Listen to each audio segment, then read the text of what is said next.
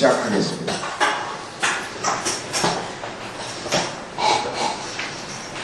우선 오늘 저희 비영미단체 창업경영 프로를 방문해서 소셜미디어 시대의 정보의 소비와 유통이라는 제목을 가지고 오늘 특강을 하겠습니다. 그래서 믹스화된 MOU 체결식과 세미나와 함께 믹스화되어진 시스템이니까 바로 우리 여러분들이 가지고 있는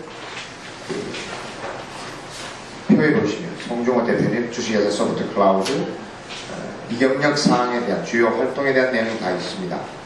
이 내용은 생략하고 바로 나오셔서 우리 사장님 나오셔서 세미나 강연 시작하면서 소개하면서 본인이 말씀해 주시면 감사합니다. 나오셔서 저한테 우리 박수로 환영하고 맞이하겠습니다. 안녕하십니까. 저는 소프트 클라우드의 송준호라고 합니다. 간단하게 제 경력을 소개를 하자면 호주에서 1997년도부터 그 IT 업계에서 일을 하다가 2012년 1월에 저희 로보터스 문홍현 사장님이 일대 투자자를 하고 저와 또 다른 김기대 대표라는 다른 한 분의 공동 대표를 구성을 하는 소프트 클라우드 한국 법인을 2011년 12월에 설립을 하고 2012년 1월부터 소세지 단넷이라는 인터넷 SNS 토론 서비스를 시작한 아주 새내기 회사입니다. 여지까지는 현재로서는 특별히 사회적으로 알려져 있는 것들은 없지만 지금부터 저희가 소세지라는 사이트를 통해서 소셜적인 기능을 많이 통합한 제품들을 많이 개발을 하여서 그런 것들을 이제 사회에 전파시키고 저희도 비즈니스를 하면서 어떠한 그런 사업 모델과 저희가 갖고 있는 비즈니스 비전을 성취하고자 이렇게 오게 되었습니다. 그래서 이런 자리를 마련하게 해주신 이승훈 회장님께 감사드리고요. 창업경영 포럼 관계자 여러분들 그리고 인증위원분들 모두 감사드리는 바입니다. 그러면 제가 간단히 개요를 설명을 하고 시작을 하도록 하겠습니다. 저희 회사 소프트 클라우드의 목적은 기본적으로 소셜 미디어를 가능하면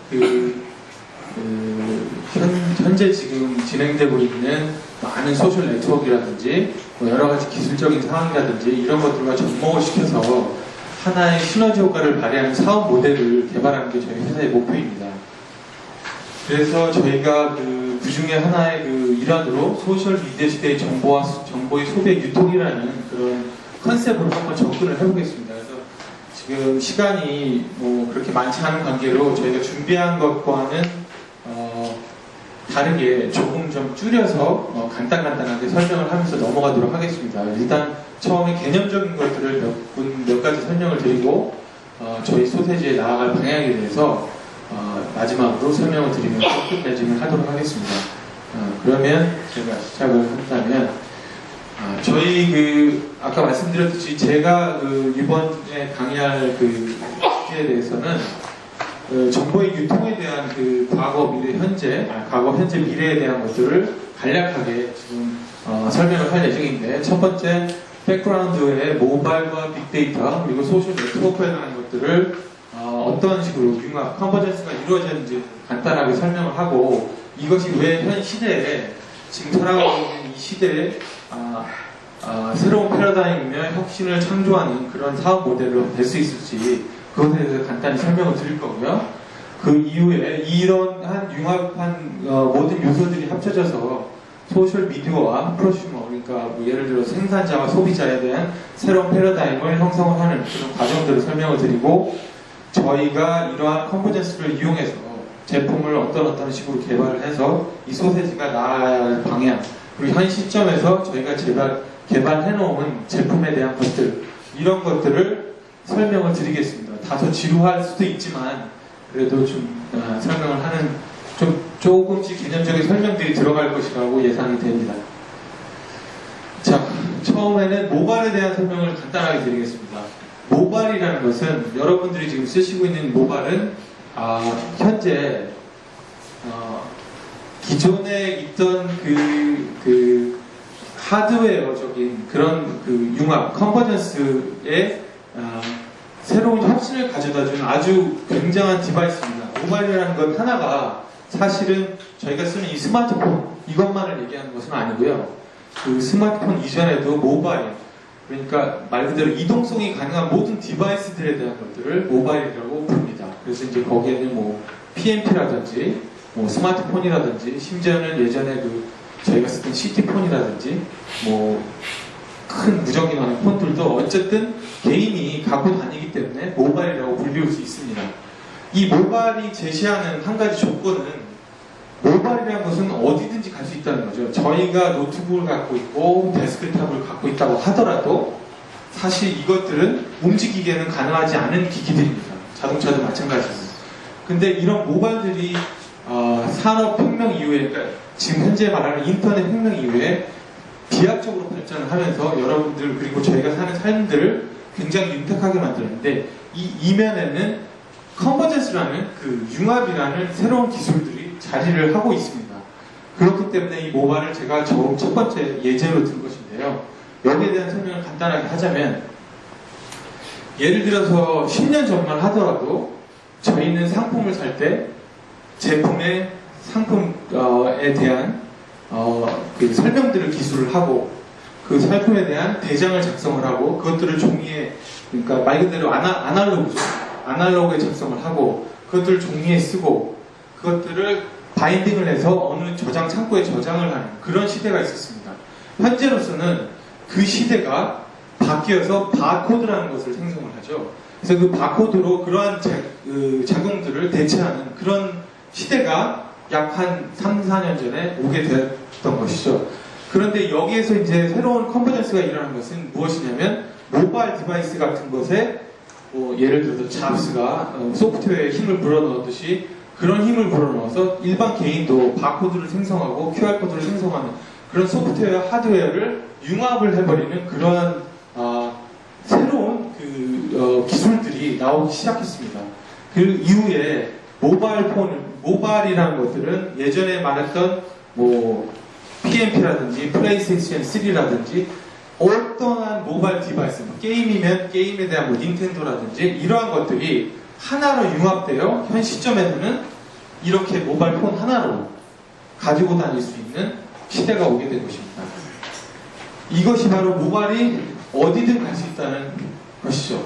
허나 이 모바일이라는 것이 한 가지 단점이 있습니다. 네트워크가 없다면 아무것도 할 수가 없습니다. 네트워크란 무엇이냐면 물리적으로 따지게 된다면 3G, 뭐 LTE, 요새 나오는 뭐 와이어리스, ADS 이런 것들이 네트워크가 될 수가 있겠고요.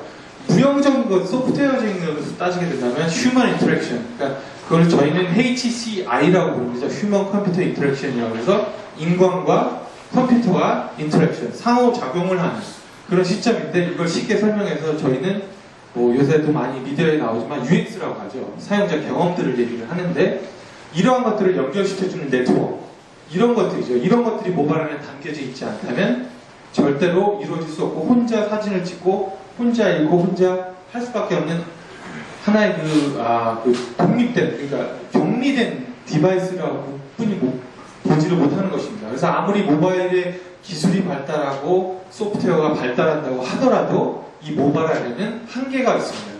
그 한계가 바로 모바일이 어디든 갈 수 있다는 그 근본 아래 이 빅데이터라는 것으로 커버가 되는 것입니다. 빅데이터라고 하는 것은 약간의 다른 부연 설명이 필요합니다. 제가 여기에 좀 조금 설명을 더 드리도록 하겠습니다.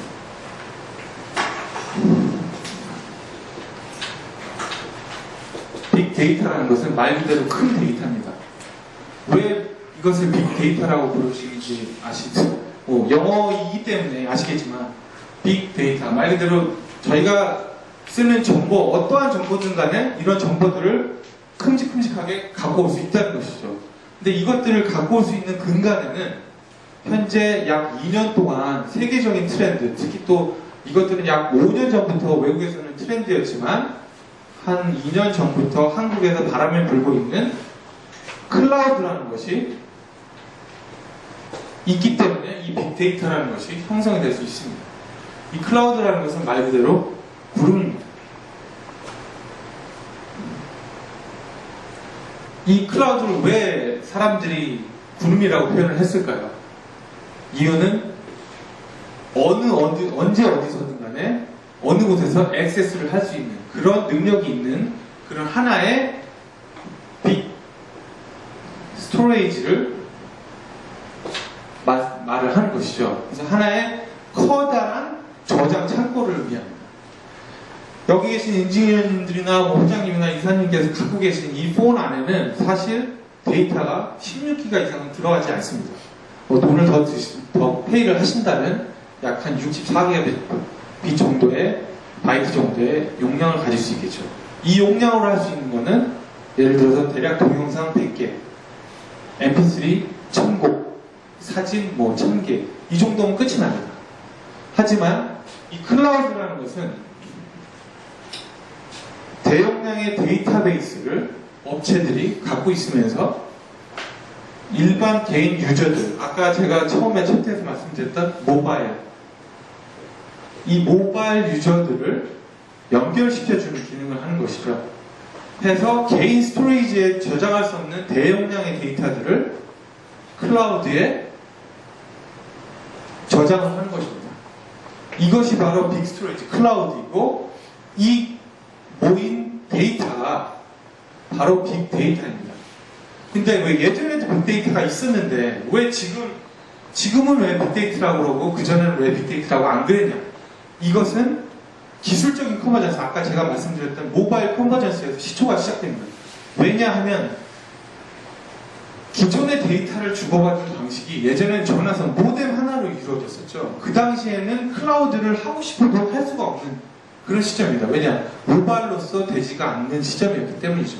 근데 현재로서는 ADSL이 발달을 해서 3G가 나오고 와이어리스가 나오고 LTE가 나오면서 데이터 간의 전송 속도가 현재 10Mbps까지 나오는 그런 시대가 왔기 때문에 이게 가능한 것입니다.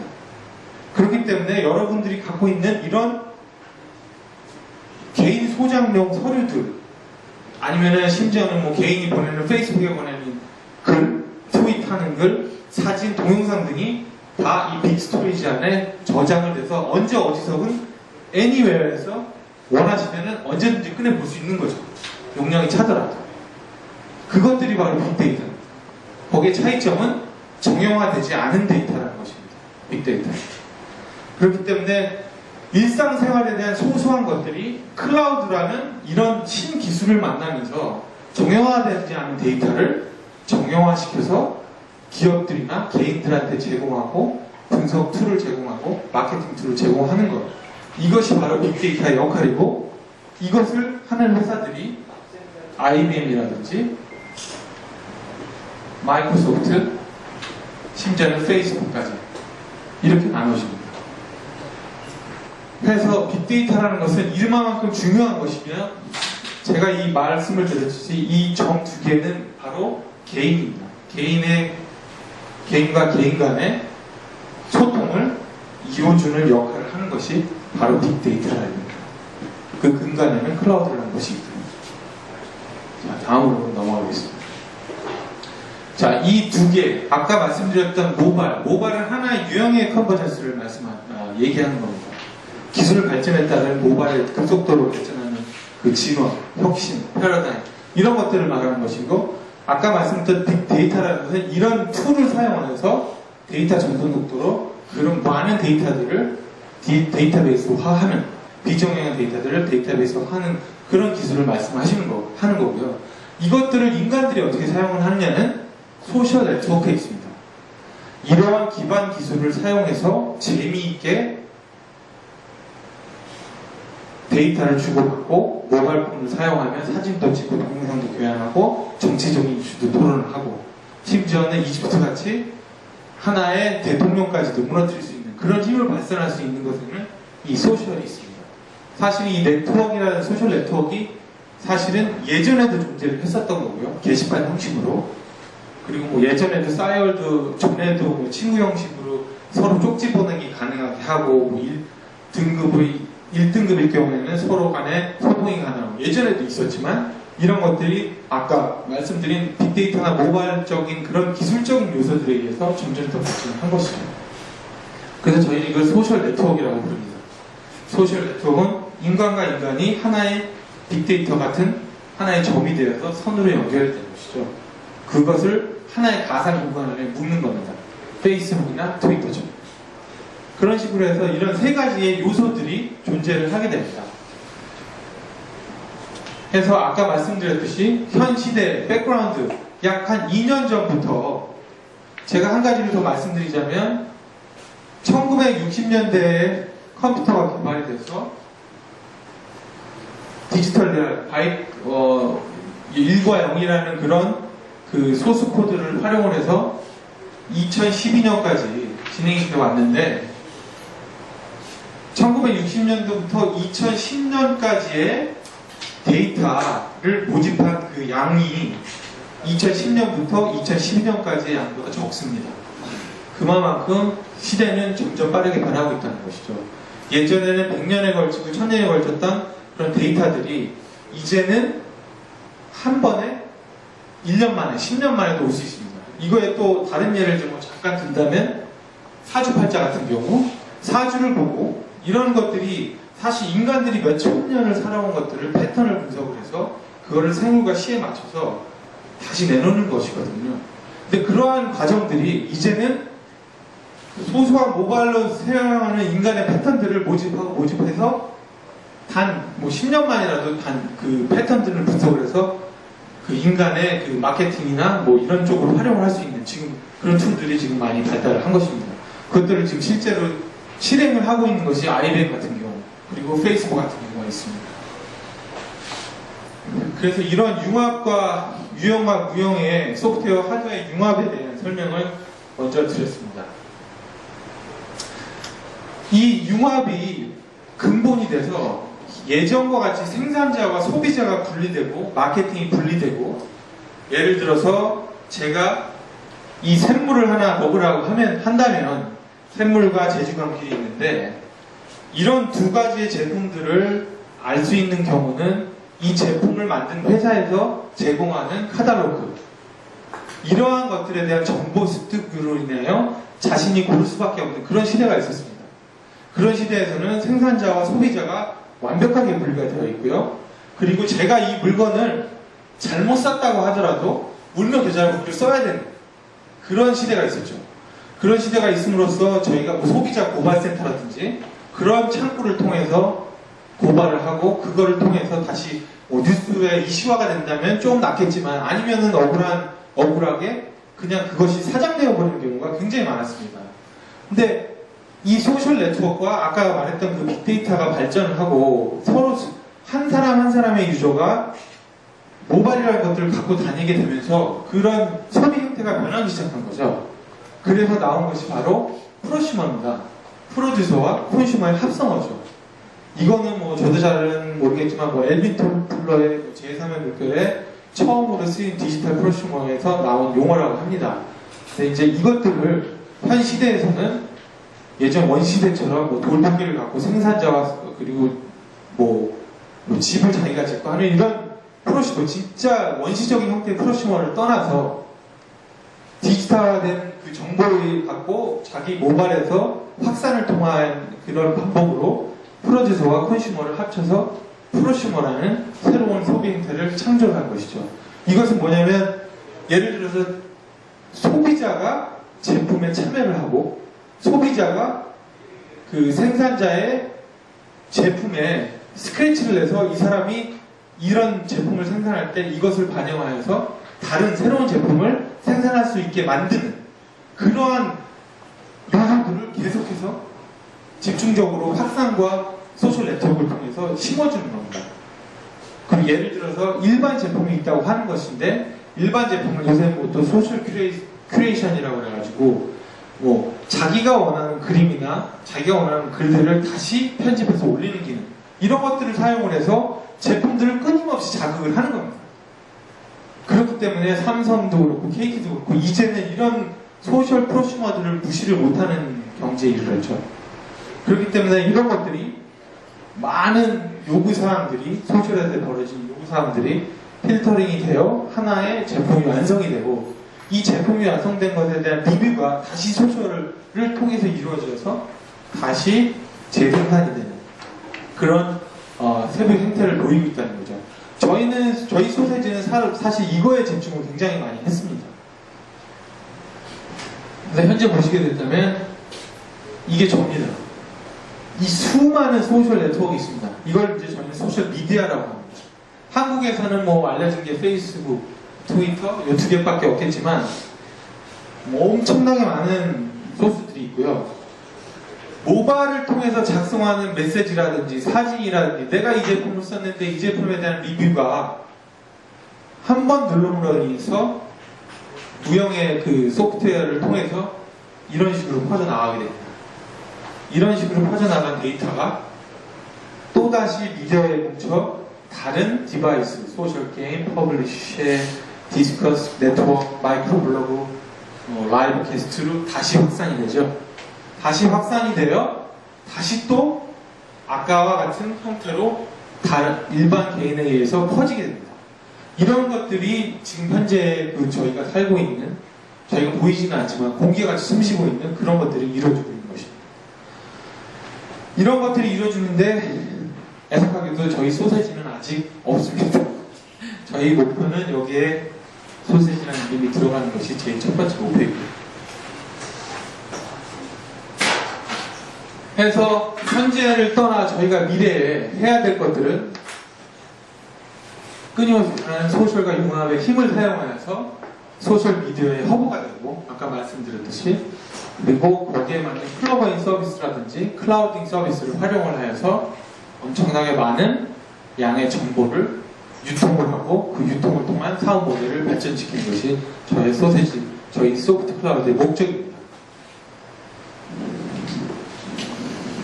그래서 지금부터는 소세지에 대한 마케팅에 대해서 설명을 잠깐 드리고 시간 안에 맞춰보도록 하겠습니다. 저희는 사실 소세지라는 SNS 사이트를 갖고 있습니다. 이 소세지라는 사이트는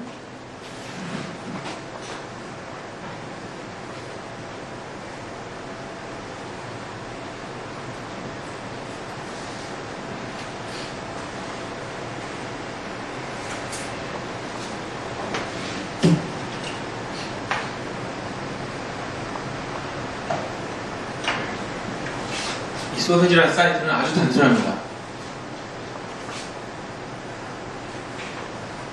아까 제가 설명드렸던 소셜 미디어 허브에서 그러니까 각종의 소셜 미디어에서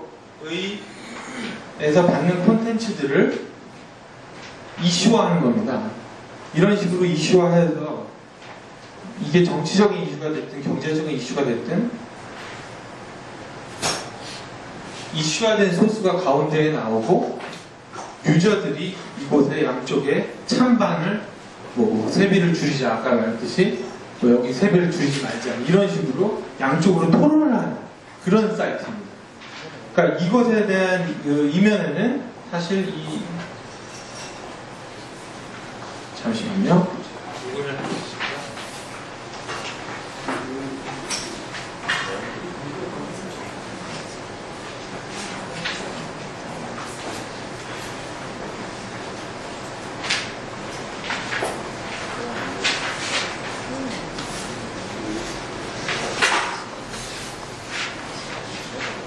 이런 식으로 토론이 이루어지는데요. 이것은 사실 패널을 두고 찬반을 토론하는 그런 형식이라기보다 오픈된 공간에서 이루어지는 댓글을 사실 댓글에 약간의 그 공감과 비공감이 나눠질 수 있기 때문에 그것들을 양쪽으로 편을 가른 것 뿐이지 이게 진짜 스트릭트하게 한쪽에서만 반대가 이루어지고 한쪽에서만 찬성이 이루어지는 이런 구조는 아닙니다.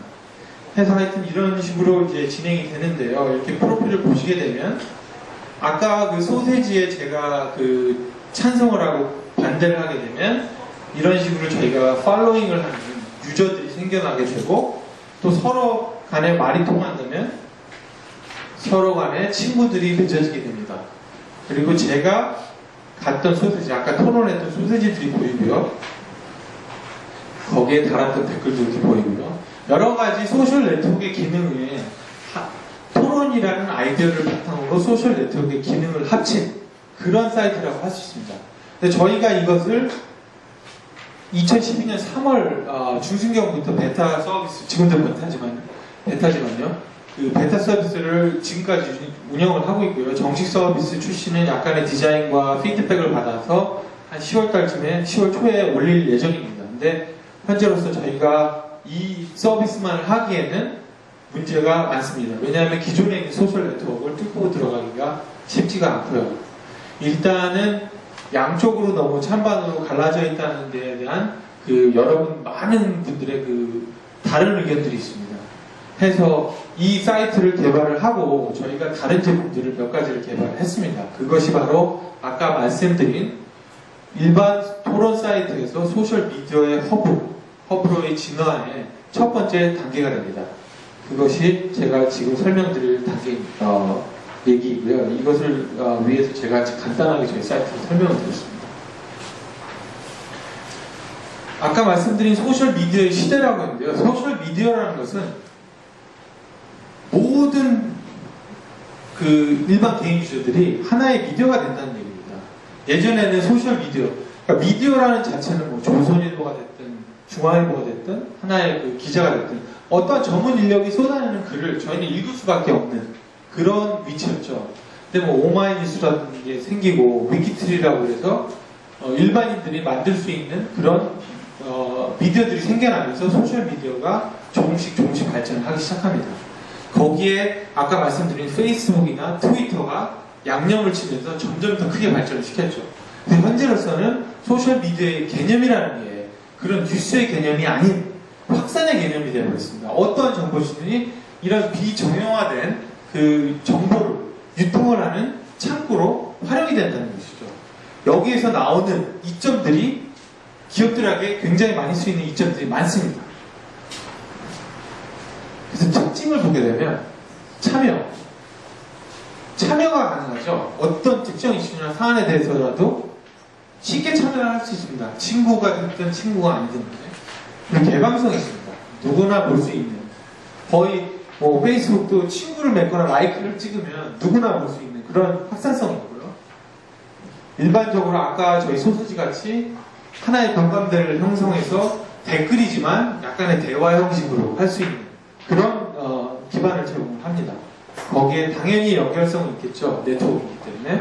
그리고 정치성이라는 것은 이전과 같은 시대에는 하나의 이슈가 있다면, 뭐 예를 들어서 오늘 지진이 났다면 그 다음날 아침에 속보라든지 뉴스라든지 이런 것으로밖에 접할 수밖에 없는 그런 매체의 한계가 있었지만 이제는 모바일 하나로 지진이 나더라도 10초 안에 전 세계로 퍼질 수 있는 그런 특징이 있습니다. 이것이 바로 소셜 미디어입니다. 소셜 네트워크가 아닌 미디어의 역할을 하는 것이죠. 개인 스스로가. 그래서 소셜 미디어를 활용한 온라인 마케팅을 한다면 정말 사실 친구라는 것은 두 가지의 친구가 현재는 존재합니다. 하나는 깊은 친구라고 하는 것이고요. 하나는 얕은 친구라고 하는 거예요. 깊은 친구라고 하는 것은 말 그대로 오프라인에서 정말 친한 친구들이고요. 얕은 친구라는 것은 소셜 네트워크나 이런 미디어를 통해서 안 친구들. 사실 별 친구는 없지만 서로 정보를 주고받을 수 있는 그런 사람들을 얘기합니다. 그렇기 때문에 그런 사람들을 이용한 온라인 마케팅을 하게 된다면 결국은 나중에 예전에 우리가 제품을 하나 만들어서 리서치를 하게 될 경우에 겨우 100명에게 그 서베이를 해서 어떤 정보들을 지금은 1000명, 10,000명, 심지어는 1억 명 가까이에게도 정보들을 얻어서 그런 비정형화된 데이터를 마케팅 툴로 활용을 할 수가 있다는 거죠. 타겟팅도 정할 수 있고요. 그런 특징이 있습니다. 그래서 온라인 마케팅 효과는 파티시페이션, 관여 참가에서 상호작용이 이루어지고 그것이 버즈, 이제 바럴 마케팅이라고 하죠. 입소문이 나면서 확산이 돼서 결국은 유대감이 생겨 그 제품에 친화력이 생기는 것이죠. 그렇게 됨으로써 일종의 하나의 프로모션을 하루를 해서 10일이간 지속력을 1년 내내도 유지를 할 수 있는 그런 강점이 있습니다. 이것들에 대한 ROI를 이번에 IBM에서 분석을 해서 약 Return of Investment를 250%까지 정형화시켰다는 그 툴이 이번에 IBM에서 나왔습니다. 이 빅데이터를 이용을 해서 그 정도로 그 사람의 머릿속에 있는 통찰력이나 직관력을 이용해서 수집한 정보를 정형화하여서 다시 기업들과 개인들에게 되팔고 분석을 하는 그런 것들이 엄청나게 많이 이루어지고 있습니다. 그렇기 때문에 빅데이터가 중요하고 데이터 마이닝이라는 것이 이 현 시대의 기업들에게 나아갈 방향이라고 저는 생각을 합니다. 해서 소셜 마케팅을 해야 하는 5가지 이유는 아까 말씀드렸듯이 실시간성과 어떤 것이든 간에 실시간적으로 확산하는 구조와 마찬가지죠. 확산성이 있고요. 관계성. 소셜의 S는 소셜이지만 N은 네트워크입니다. 네트워크라는 관계죠. 엄청나게 많은 관계를 생성시킬 수 있고 심지어는 기업들도 하나의 유저가 되어 일반 유저들과 같은 레벨에서 소통을 할 수 있는 그런 장을 제공을 합니다. 그리고 아까 말씀드린 지속성이 있고요. 마지막으로 그걸 통해서 정보를 얻는 것이죠. 그것이 궁극적인 목적이고 이 데이터를 재가공을 해서 다시 제품을 파는 데 쓰이는 겁니다. 자, 그러면 저희 소세지 같은 경우는 이것들을 어떻게 해야 될까요? 이러한 데이터 마이닝을 하는 툴을 먼저 개발을 해야 됩니다. 이것들을 제가 잠깐 설명을 드리겠습니다.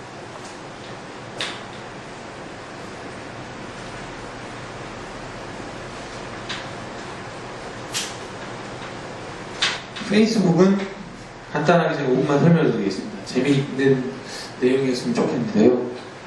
페이스북이라는 사이트는 사실 현재 소셜 네트워크 사이트가 아닙니다. 여러분들이 알고 계시는 SNS 사이트를 탈피한 지 꽤 오래되었습니다. 처음에 이 사람들이 사이트에 소셜 네트워크를 삽입한 이유는 지금 말하는 모바일 컨버전스라든지 빅데이터라든지 이런 걸 예상하고 만든 것은 절대 없습니다. 그만큼 기술이 빨리 발전을 하고 패러다임이 발전을 하기 때문에 이 사람들은 이렇게 얘기를 할 수가 없는 것이죠. 단지 그거에 대한 약간의 불확실성을 잡아 재가공을 해서 이런 트렌드를 만들어내는 그런 선도적인 역할을 하는 것 뿐입니다. 이 소셜 네트워크, 페이스북이 SNS가 지금과 같은 빅브라더, 굉장히 큰 회사가 된 이면에는 라이크가 있습니다. 이 페이스북 라이크는 여러분들이 보는 이 라이크는 하나의 클릭이지만 이 사람들한테는 자기네 클라우드에 하나의 라이크들이 모여 빅데이터를 이루는 가장 강력한 툴이 되는 것입니다. 이 라이크를 필두로 페이스북에서는 페이스북 커넥트, 페이스북 소셜 커넥트, 플러그인, 여러 가지 플러그인을 내다내는 거죠. 자, 이 사람들은 사실 돈을 벌어야 되거든요. 내 친구를 맺고 포스팅을 한다고 해서 돈이 안 됩니다. 그죠? 돈이 안 되는데 이것들이 무슨 돈이 되겠느냐. 자, 빅데이터가 모이기 시작하니까 이것들을 분석을 하기 시작합니다. 사람들이. 분석을 하기 시작하여서 내놓은 것이 광고 플랫폼입니다. 광고 플랫폼은 구글에도 있고 야후에도 있습니다. 이제 키워드 광고라고 해서 뭐 어떤 마케팅도 있고 뭐 여러 가지의 그런 마케팅들이 있지만 그 근간에는 키워드, 그러니까 검색이 많이 되는 키워드에 돈을 더 내게 되면 광고가 상위에 노출되는 그런 방식뿐이 쓰지를 않았었거든요. 근데 페이스북 같은 경우는 이러한 기술들을 이용을 해서 새로운 광고 플랫폼을 내놓습니다. 그래서 타겟팅, 페이스북을 열었을 때 나오는 광고들의 타겟팅이 예전과 같이 컨텐츠에 현대가 들어가 있으면 현대 광고가 이렇게 나오는 것이 아닌 엄청나게 많은 경험치를 이용을 해서 좀 더 클로즈한 그런 데이터들에 대한 광고를 뿌려주는 것이죠. 그래서 이전에는 100에 10명이 현대의 광고를 클릭을 하여 돈을 지불을 하였다면, 그러니까 광고주에게 돈을 받았다면, 이 경험들을 이용을 해서 이 광고를 좀 더 프리사이즈하게 만든 다음에 100에서 50까지 끌어올린 거죠. 50억까지. 그러면서 돈을 더 많이 벌게 된 것이죠. 근데 이제 페이스북이 약간의 그 주식이 다운되는 이유는 페이스북 인터페이스 자체가 모바일에 최적화가 되어 있지 않기 때문에 모든 유저들이 웹에서 모바일로 옮겨가는 과정에서 생기는 하나의 괴리감일 뿐이지 언젠가 다시 올라올 것이라고 저는 생각을 합니다. 이렇게 말씀드린 이유는 뭐냐면 요새는 페이스북 광고 안에 이제는 여기에 자기 친구들이 몇 명이 봤다라는 그 SNA, Social Network Analytics라고 해서 어널리시스를 제공까지 합니다. 그래서 제가 페이스북에 들어가서 보면 네 친구 중에 3명이 봤어. 이런 것까지 써 있는 거죠. 이런 것들이 어디서 이루어지느냐? 다 이런 데이터 마이닝에서 이루어진 것입니다. 그래서 이런 페이스북이 만들어내는 이 생태계를 또 다른 누군가 핀터레스트, 포스퀘어, 패스, 엄청나게 많은 파생된 소셜 네트워크를 이용하면서 하나의 거대한 생태계를 이루게 된 것이죠. 우리나라에는 전혀 없는 구조입니다, 사실. 우리나라에서 싸이월드에서는 이런 구조를 생각을 할 수도 없고, 우리나라 기사들에서 나온 것 중에 사람들이 페이스북이나 싸이월드나 폐쇄형은 마찬가지로 친구들만 볼 수 있기 때문에. 하지만 아닙니다. 페이스북은 오픈형이고, 싸이월드는 굉장히 폐쇄형의 SNS입니다. 어쨌든 이런 경우가 있습니다. 이러한 경우를 저희는 꼭 생각해야 됩니다. 그리고 저희도 소세지도 이러한 경우로 갈 예정입니다. 그래서 만든 사업 모델이 바로 소셜 공감 댓글입니다. 바로 이것인데요. 댓글 서비스라는 것은 디스커스 라이파이어, 여기 한국과에는 라이브나 티토크 여러 가지가 있겠지만 댓글 서비스라는 것은 말 그대로 페이스북이 라이크를 달았듯이 일반 미디어 업체, 웹에 있는 미디어 업체에 기사나 어떠한 콘텐츠들이 있을 때 이 밑에 댓글을 다는 그 플랫폼을 제공을 하는 것입니다. 여기 있는 이 이면에는 아까 페이스북과 같은 똑같은 그런 작용과 그 반작용이 있습니다. 무슨 말이냐면 하나의 댓글 플랫폼은 라이크랑 똑같은 기능을 하는 것이죠.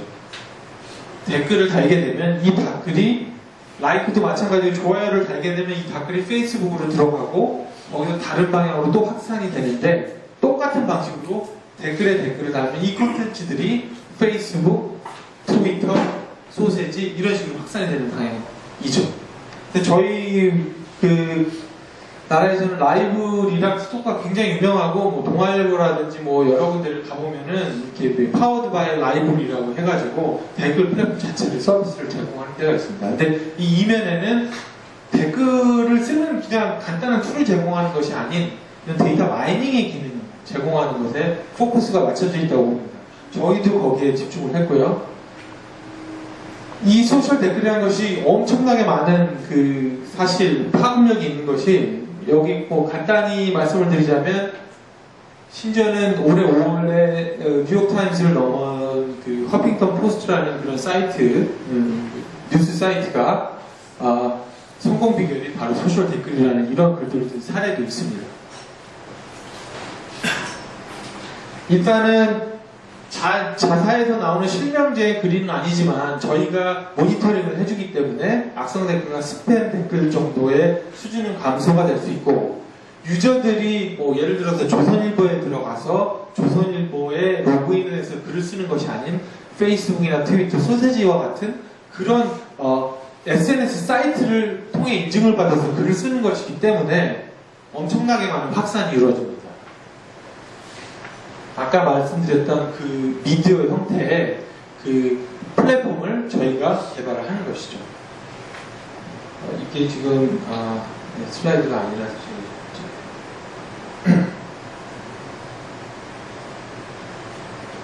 이것들은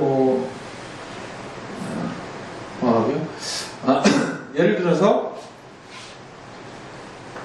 이 부분이 어떤 웹사이트라고 가정을 한다면 이 부분에 저희 소세지 로고가 들어있는 공감, 비공감을 설치를 합니다. 이것도 하나의 플러그인인데요.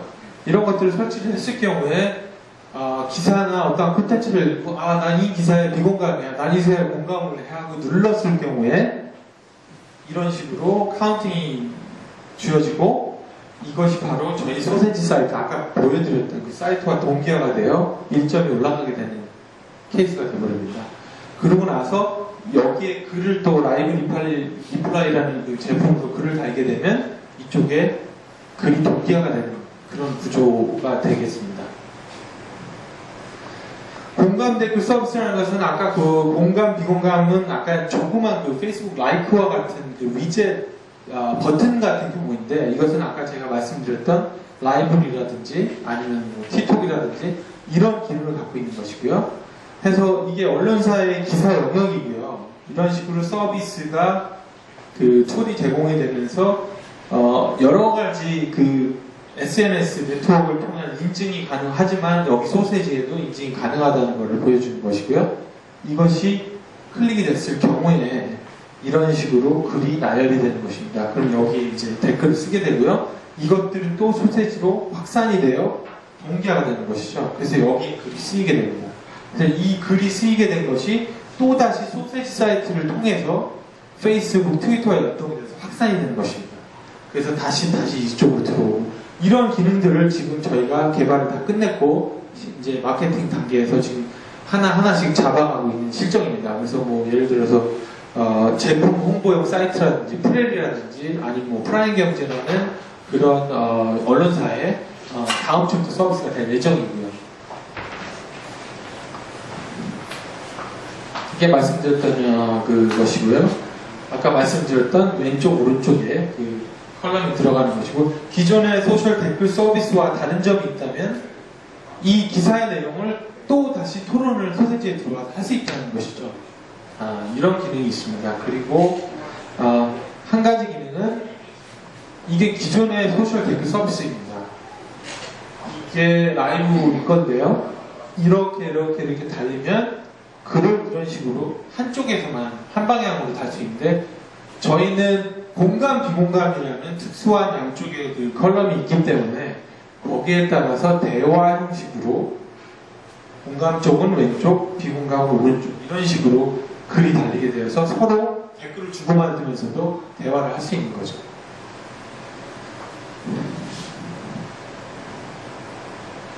마지막으로 페이스북과 연동이 되는, 트윗과 연동이 되는 그런 예제들을 저희가 좀 준비를 했고요.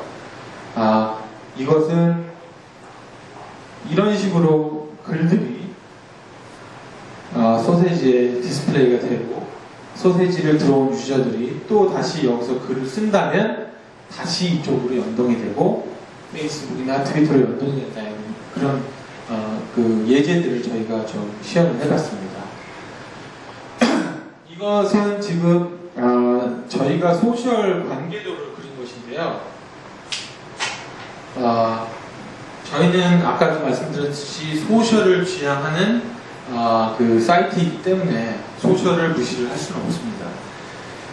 이것은 1에서 100 확산성을 1에서 100으로 나눈 것이고요. 정보량, 그러니까 재미와 정보, 소셜적인 그것을 1에서 100으로 나눈 것입니다. 확산성이라는 것을 1에서 100에서 예를 들어 조금 뭐 어려우실 수 있으시겠지만 100으로 본다면 간단한 예를 들어서 트위터죠. 트위터는 확산성으로 치면 100입니다. 하지만 재미와 정보는 뭐 페이스북만큼 없습니다. 사진을 올린다든가 이런 재미있는 개인적인 정보를 공유할 수 있는 기능들은 없기 때문에 트위터는 100의 확산성을 갖고 있지만 재미는 60 정도가 되지 않을까 해서 트위터를 이쪽에 갖다 놨고요. 반대로 페이스북 같은 경우는 정보량, 엄청나게 많은 툴을 사용하여서 많은 것들을 생산을 해낼 수 있습니다. 그렇기 때문에 거의 100의 수준에 와 있지만 확산성은 트위터보다는 떨어집니다. 트위터로 누가 뭐 중계를 하고 그러지 페이스북은 하진 않으니까요. 그래서 저희는 페이스북은 이 위치에 뒀습니다. 나머지들은 뭐 여기 저기 있고요. 사실 이것들